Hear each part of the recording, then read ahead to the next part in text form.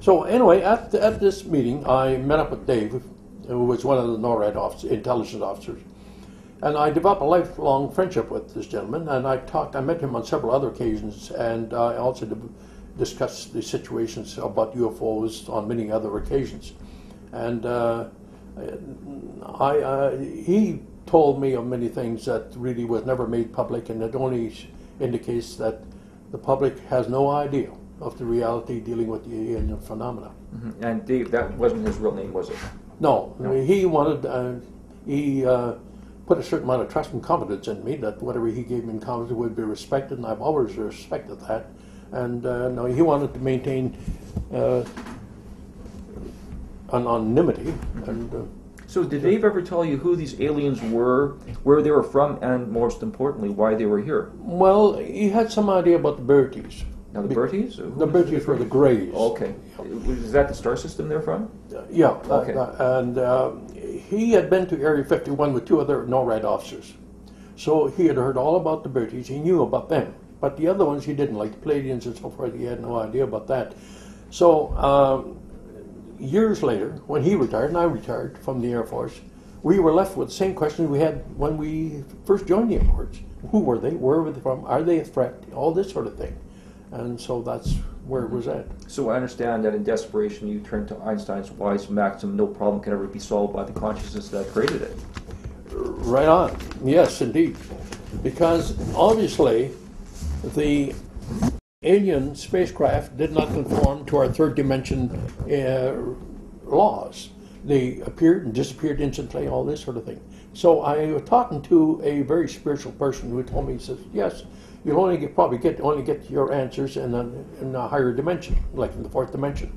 The Akashic Records contains all of the information that happens in the universe. Every thought, all the energies of every thought, every word, and every action that is done is recorded in the Akashic Records. Now, more sophisticated, more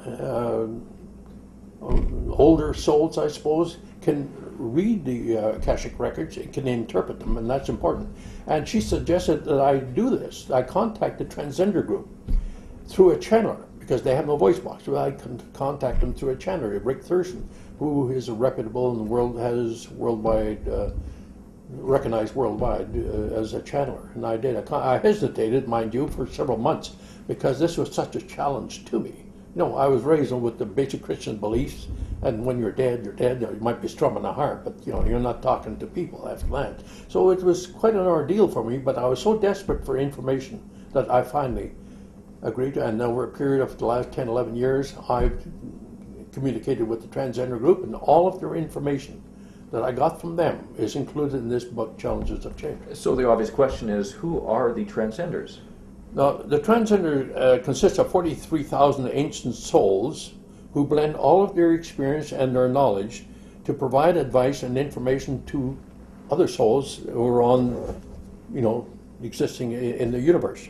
Now, since the spiritual entities, these Transgenders, have no voice box, they communicate by thought through the channeler's voice box. And that's the way they do it. Now, the soul at the subconscious level is non-separate. That is fact. It's not a state of awareness, but that is the fact. So, it depends upon the development of the soul, of course, but it is a reality. So, but the channeler is totally unaware of the dialogue that I have with the Transgenders, because he is in a comatose state. So he has no idea of that. Now, in the words of Pope John, and in regards to that spiritual reality, Pope John Paul II said about 2 years before he died, is that there is no heaven, or rather he put it in these words, heaven and hell do not exist as places.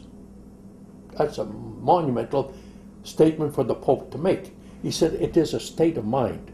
Finally, that reality that is there, and as we go along, I suppose, is that we'll become more and more aware of it as the church opens up and tells the people the truth of the matter.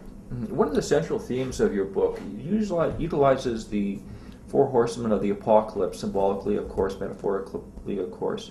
Could you elaborate a bit more on that?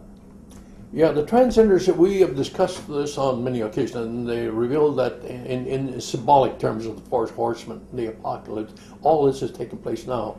There's the earth changes, earthquakes, tsunamis, all this sort of thing. There's the environmental crisis, the carbon dioxide pollution, what's happening down the Gulf of Mexico, and this whole thing. And then there's the international terrorism. And then fourth is that there is the collapse of financial and economic collapse of all the nations throughout the world. Those, in symbolic terms, those are the four horsemen. Now, we are not going to die. Mankind will survive earth changes and will survive international terrorism, but we will not survive the pollution of our atmosphere with carbon dioxide pollution, because right now it's at 9%. It's increasing at 1% annually, and the critical mass in which we could not survive is 22%. So you figure. So we're facing some pretty serious challenges. Yeah, that's a very grim scenario. Basically you're elaborating on an extinction level event. Now, it seems to me that we're not going to survive this event without outside alien intervention. Are the aliens going to help us in this situation? Yes, that is their intent. Now, but they are also aware that their sudden interaction with mankind will cause a great deal of fear and panic, like Orson Welles' program on the War of the Worlds did in 1938. So the aliens will reveal themselves in a massive UFO display over our principal cities as the first step. They won't land, but they will do so. And I predict that will happen on October 13, 2010, in about 4 months' time from now. That's a major step for me to take, because I'm putting my credibility and my book on the line about this. I'm so sure that this is going to happen. It may not happen on October 13th. It may happen in November, December. It'll happen this year.